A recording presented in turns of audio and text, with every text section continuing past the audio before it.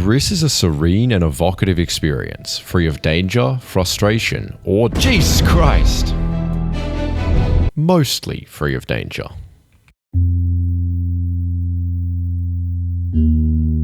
Before I played GRIS, there were only 2 games that had ever brought me to tears, both of which I consider to be some of the best stories ever told in gaming.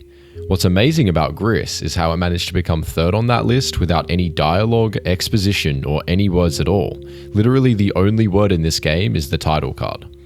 GRIS doesn't tell a traditional story with a plot and characters. Instead, it tells one of emotions, feelings, and a central theme of grief that is very metaphorical and open to interpretation. And because there are no words, it tells this story through the language of visual spectacle and a hauntingly beautiful soundtrack. For being a video game, GRIS is surprisingly unfocused on gameplay. For what it's worth, the movement does feel great. The controls are the perfect balance of buttery smooth yet still precise, especially in the underwater sections. But still, there is clearly more focus put into its presentation. In some ways, GRIS's design philosophy feels closer to a movie's than a video game's, because rather than feeling like a set of challenges or obstacles to overcome, GRIS is more of a set of ideas to experience and interpret. There are a lot of cool set pieces and mechanics, but the game never demands any real level of execution to navigate them.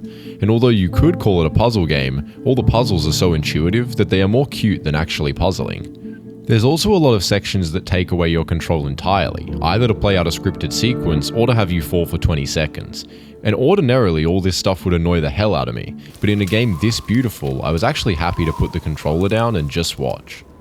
The real trick of GRIS is how it turns this focus on presentation back around to enhance gameplay, which it does in 2 main ways.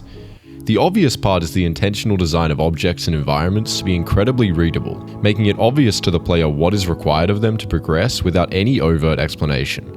What's much more clever is how GRIS blends the foreground and background seamlessly into the environment, which not only looks incredible, but also makes it so that you can never be sure which walls, pillars, and platforms you can and can't pass through or stand on, prodding you to explore and check behind every corner, and this is a world deeply worth exploring.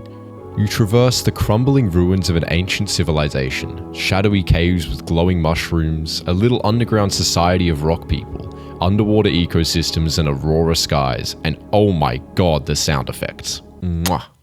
These little bells, the ticking of clockwork,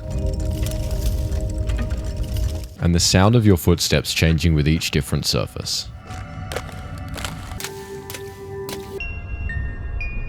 From all these tiny details to the grand scale of its expansive horizons, time and time again this game left me absolutely awestruck.